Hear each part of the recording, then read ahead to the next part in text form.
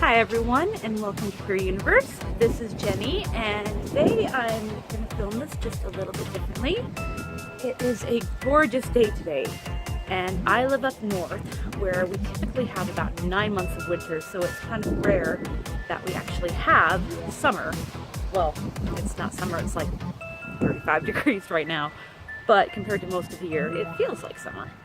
So today I wanted to talk about something that has kind of driven me nuts lately. I want to talk about exclusionists and a-phobia and gatekeeping.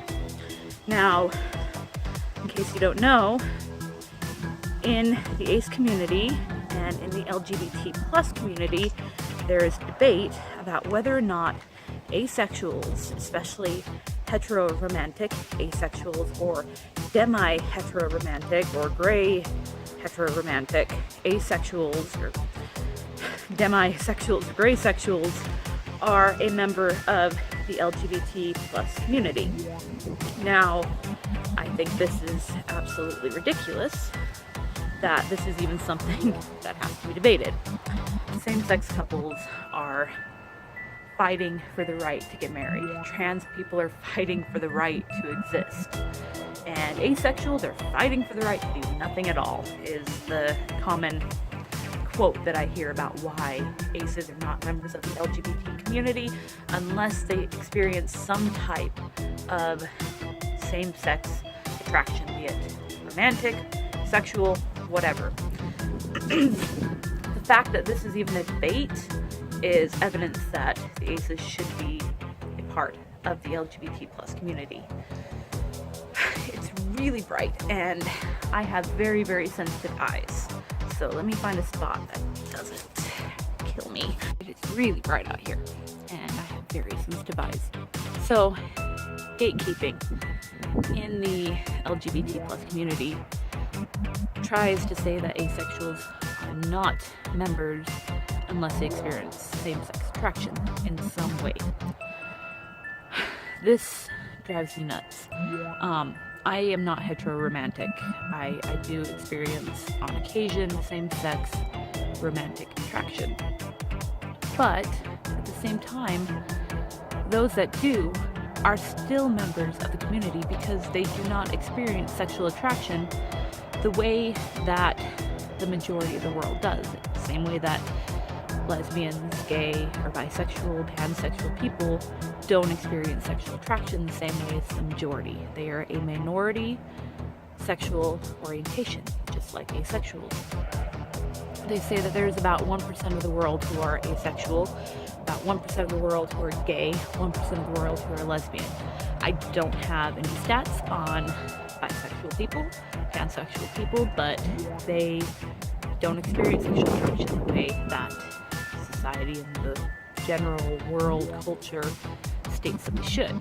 And because of that, they do experience backlash. They do experience people telling them that they are not valid, that they need to change, that they should be medicated to fix their sexual orientation. This actually recently happened to me, where I went in for some issues dealing with exhaustion, a little bit of depression, which wasn't actually depression, and other stuff, and I was put on an antidepressant to help raise my libido. Now, I don't need my libido raised. I just don't experience sexual attraction. That's ridiculous. That's even a debate. However, there's even gatekeeping within the asexual community.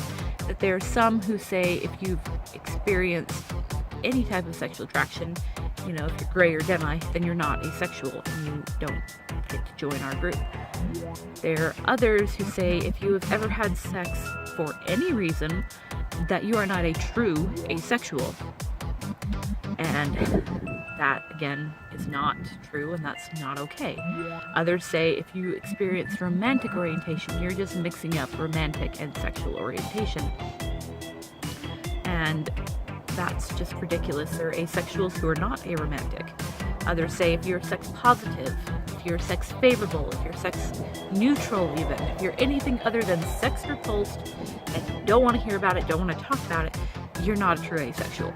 This just pisses me off in ways that I can't hardly even describe. Asexuality is a lack of sexual attraction, and there are others who are under the umbrella term like lithosexuals and gray sexuals and demisexuals and a bunch of other ones, but the core definition is someone who does not experience sexual attraction. Romantic attraction is not sexual attraction. Why would we want to gatekeep? Why would we want to keep anybody out if they want to be a part of the community and they experience sexual attraction in a way that is not typical? Why would we try to keep them out? Why would we not want more awareness, more representation? A frightening trend that I have seen lately is that doctors and therapists are taking the term asexual and applying it to people who have a low libido. They are medicalizing asexuality. And in one of the groups I admin, we've seen this happen quite a bit, where we have questions that they have to answer. And one of them is, why do you want to join this group? And what is the definition of asexuality? And the third one is, how many genders are there? And would you respect someone who uses they, them pronouns?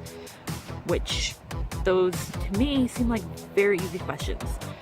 But lately, we've been getting a lot of answers that are, my therapist or my doctor has diagnosed me with being asexual, and asexuality is a lack of libido or a low sex drive.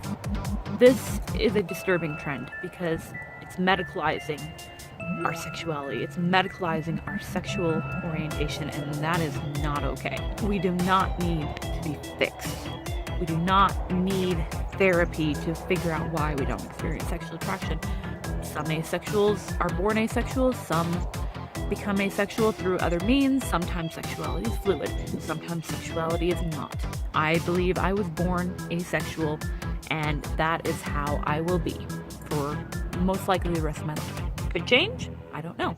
Hasn't yet. The point is that this is a scary trend. This is something that should be concerning in the way that it used to be concerning and still is in some areas, unfortunately, where people try to do conversion therapy to fix homosexuality or bisexuality or being transgendered. It's not okay. And things like rape happen within the asexual community, medicalization, people trying to force people to be something that they aren't, and that's not okay. The same way it's not okay to force a trans person to stay with the gender of their birth. In the same way to force a homosexual person to be with someone of the opposite sex. It's not okay. So we need to stop gatekeeping. We need to start supporting each other instead of trying to figure out who deserves to be in our group. All the sexual orientations have their own issues, and some of them are worse than others, but that doesn't mean that the ones that don't seem as bad aren't still valid issues that need to be addressed. You can address world hunger and address wage inequality.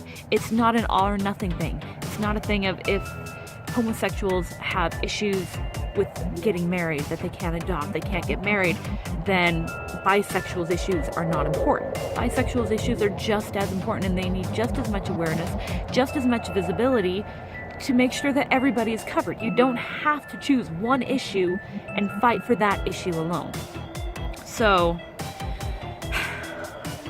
let's stop gatekeeping. Let's stop with the a-phobia. Let's stop with the exclusionist. Let's just start supporting each other and fighting for visibility, fighting so that people don't have to be treated by medical professionals to fix who they are. It's not okay for anybody else in the LGBT community. It's not okay for asexuals. Guys, just keep supporting each other. No matter what your sexual orientation is, what gender you are, just keep supporting each other. So this is Jenny from Queer Universe. I've had my rant, and I will see you all on Saturday, hopefully, unless I have too much homework. Bye.